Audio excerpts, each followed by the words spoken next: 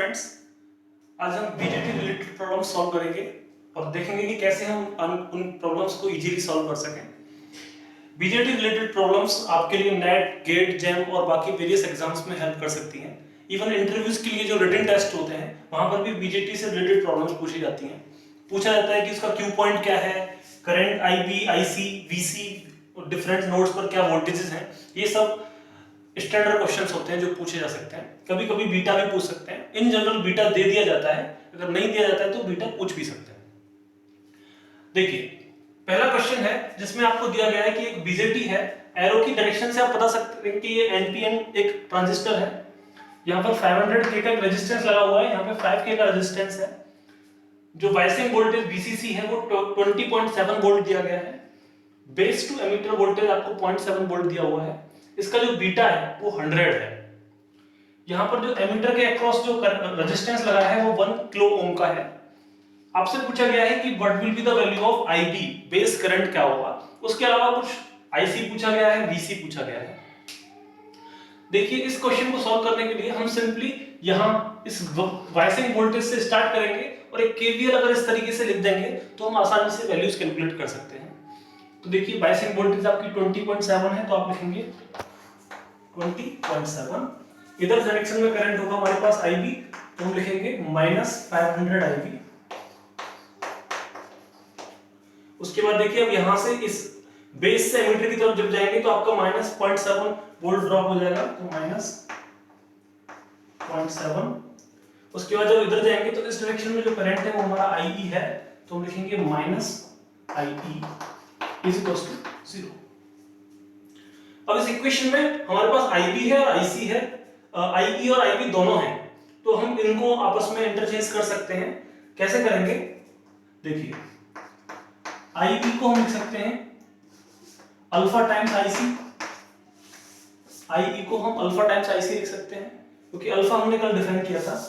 Alpha हमारे पास था collector current upon में एमिटर करंट, तो यहां से हमारे पास एमिटर करंट आ सकता है IC upon I alpha. Similarly हम लोगों ने कल एक बीटा कांस्टेंट डिफाइन किया था। बीटा था हमारे पास आईसी अपॉन आईबी, इस तरीके से लिख सकते हैं। तो आईसी को आप लिख सकते हैं बीटा टाइम्स आईबी। तो इन दोनों को आप यूज करेंगे तो आप लिखेंगे IE = beta upon alpha times IB. और कल हमने एक इक्वेशन देखी थी अल्फा और बीटा को आपस में इंटरचेंज करने के लिए, तो हमने देखा था कि अल्फा को हम कह सकते हैं बीटा अपॉन बीटा प्लस 1। तो जैसे ही हम ये लिखेंगे तो हम एमिटर करंट को लिख सकते हैं simply beta plus 1 times IB. तो ये सब जो मैंने स्टेप्स किए हैं ये सब आपको करने की जरूरत नहीं है, आप बस ये इक्वेशन रिमेंबर कर सकते हैं कि जो एमिटर करंट है वो beta plus 1 times of base current होता है। अब ये इक्वेशन अगर मैं इस आईई की जगह पे यूज करूंगा तो हमारी पूरी की पूरी इक्वेशन बेस करंट के टर्म्स में आ जाएगी। बीटा आपको 100 दिया हुआ है तो इसे आप 100 × 1 100 + 1 कह सकते हैं, तो ये हो जाएगा 20.7 माइनस 0.7, तो उसे आप 20 लिख सकते हैं, = 500 प्लस 101, तो ये हो जाएगा 601 आईबी। तो यहां से हम लिख सकते हैं बेस करंट है वो आपका हो जाएगा 20/601। हमारे जो रेजिस्टेंसेस थे वो किलो ओम में थे, तो ये जो बेस करंट की वैल्यू आएगी वो मिली एम्पियर में आ जाएगी। इसको अगर सिंपलीफाई करना चाहें तो 100 + 1 को आप 100 ही मान लीजिए, ऐसे कह सकते हैं, तो 600 कह सकते हैं इसको। इसको आप सिंपलीफाई करेंगे तो देखिए 0 से 0 कैंसिल कर सकते हैं और इसको 1/30 कह सकते हैं। तो 1/30 को आप 1000/30 लिख सकते हैं। 1000 से मैंने मल्टीप्लाई कर दिया और ये मेरा करंट माइक्रो एम्पियर में आ जाएगा। फिर से आप 0 से 0 कैंसिल करके ये आपका जो बेस करंट है उसकी वैल्यू हो जाएगी 33.3 माइक्रो एम्पियर।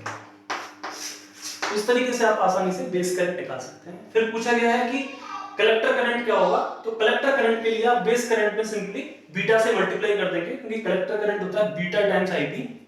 तो आपके पास कलेक्टर करंट आ जाएगा 100 × 33 पॉइंट समथिंग, तो ये आ जाएगा 3333.3 माइक्रो एम्पियर। चाहे तो इसे आप लिख सकते हैं 3.3 मिली एम्पियर। इतना आपके पास कलेक्टर करंट हो जाएगा। फिर आपसे पूछा गया है कि ये वीसी क्या होगा। वीसी मतलब ये जो कलेक्टर वोल्टेज है वो क्या होगी, तो वो आप यहाँ से KVL लिख सकते हैं 20.7 minus IC into RE is equals to VC। तो आप लिखेंगे 20.7 माइनस IC आपके पास 5K है, तो 5 into 3.3 is equals to VC। तो आपके पास VC आ जाएगा 20.7 माइनस, इसको सॉल्व कर सकते हैं 16.5, तो आपके पास कलेक्टर वोल्टेज जो है वो आ जाएगी 4.2 वोल्ट। तो इस तरीके से आपने जो जो रिक्वायरमेंट्स थे IB, IC और VC कैलकुलेट किए। हमने बस यहाँ पे यूज क्या किया, ये जो हमारी स्टैंडर्ड इक्वेशंस थी अल्फा बीटा, इनको यूज करके हमने एमीटर करंट को बेस करंट के टर्म्स पे लिख दिया, क्योंकि हमें जो इक्वेशन मिली थी यहाँ पर KVL लगाने के बाद उसमें बेस करंट और एमीटर करंट दोनों साथ में थे, तो दोनों को सिंपलीफाई करने के लिए एक वेरिएबल को हटाना पड़ेगा, वो हम इस इक्वेशन के थ्रू हटाया और वहां से हमें आसानी से बेस करंट मिल गया। बेस करंट का यूज करके हमने बीटा IB, तो हमें कलेक्टर करंट मिल गया, और जैसे ही कलेक्टर करंट मिला तो इस आउटपुट लूप पर हमने KVL लगा के इस VC वोल्टेज को कैलकुलेट कर लिया। ओके, सेकंड क्वेश्चन है जिसमें आपसे क्यू पॉइंट निकालने को कहा गया है। क्यू पॉइंट क्या होता है, ये एक DC ऑपरेटिंग पॉइंट है सैचुरेशन रीजन और कट ऑफ रीजन के बीच में। तो मतलब जहां पर क्यू पॉइंट होगा उस रीजन में हमारा ट्रांजिस्टर एक्टिव मोड में काम करेगा और स्टेबल रीजन में काम करेगा। तो सबसे पहले क्यू पॉइंट निकालने के लिए, क्यू पॉइंट का मतलब एक प्लॉट हमें ड्रॉ करना है IC कलेक्टर करंट और VCE collector to emitter voltage के बीच में।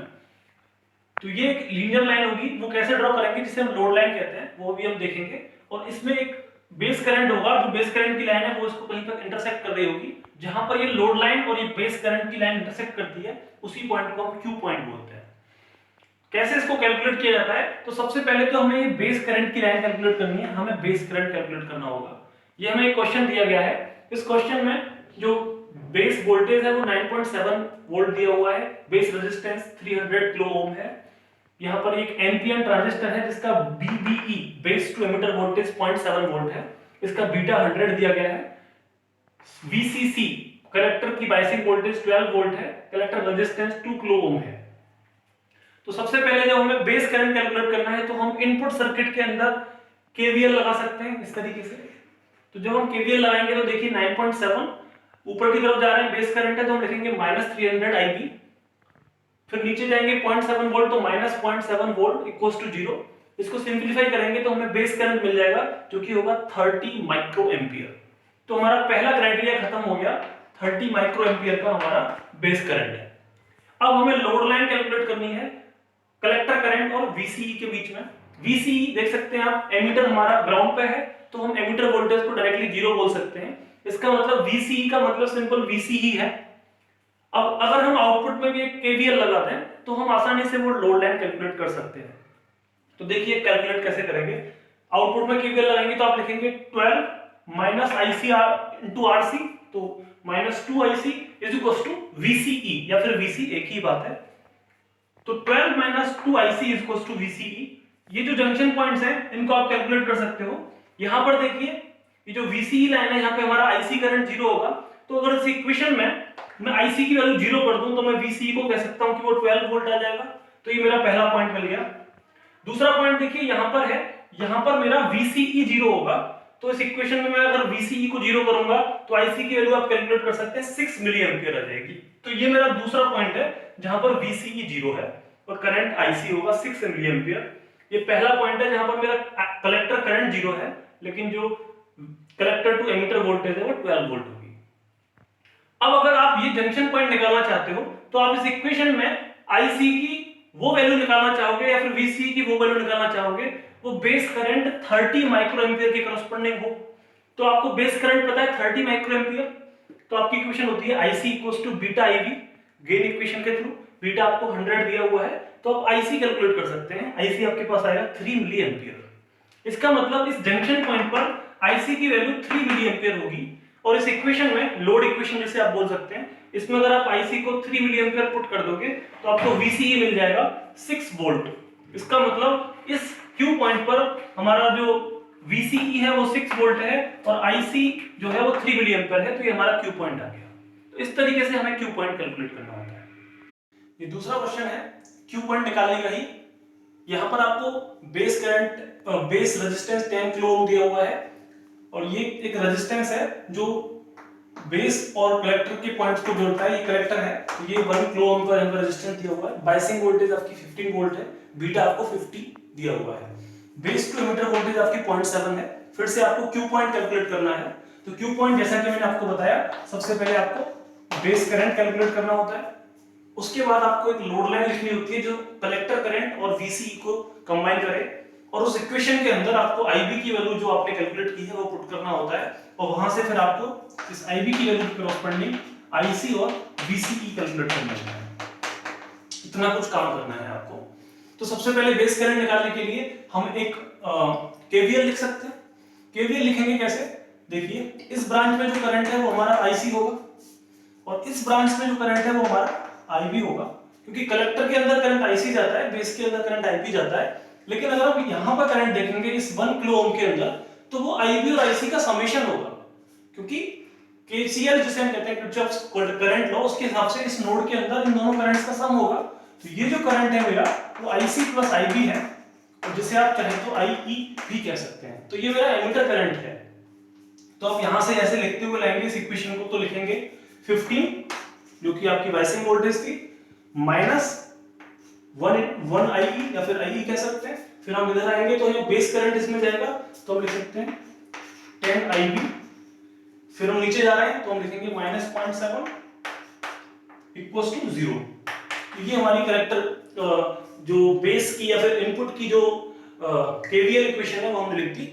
याद रखना है कि यहाँ पर इस कलेक्टर से नीचे की तरफ का करंट आईसी होता है, कलेक्टर से इस डायरेक्शन का करंट हमारा आईबी होगा। इन दोनों का सम यहाँ पे होगा, जिसे हम आईई लिख सकते हैं, क्योंकि आईबी प्लस आईसी हमारा आईई ही होता है। अब इस इक्वेशन में भी हमारी फिर से वही प्रॉब्लम आ रही है कि आईई और आईबी दोनों एक साथ इक्वेशन में हैं। तो जैसा कि अभी हमने थोड़ी देर पहले देखा था, तो हम आईई को लिख सकते हैं 1 प्लस बीटा आईबी।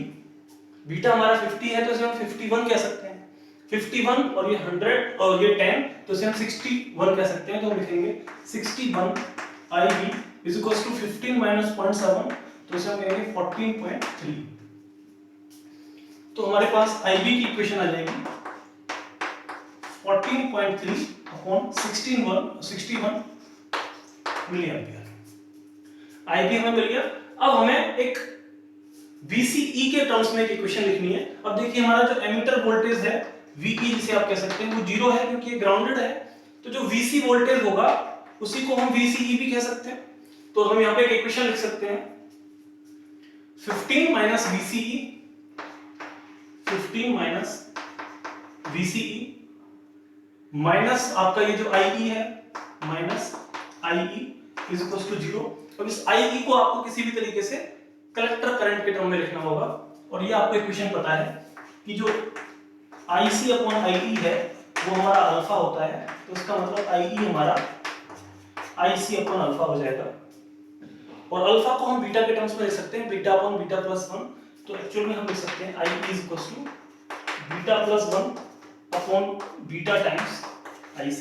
बीटा हमारा 50 है तो इसे हम 51 अपॉन 50 लिख सकते हैं। तो ये हमारे पास 51 अपॉन 50 IC होगा। हमारे पास इक्वेशन आएगी minus VCE minus 51 upon 50 IC is equal to 0।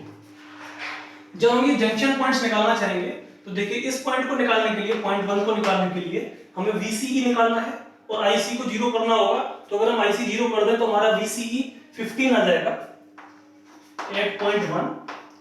IC is equals to 0। IC 0 इसका मतलब हमारा जो VCE है वो हमारा 15 वोल्ट होगा।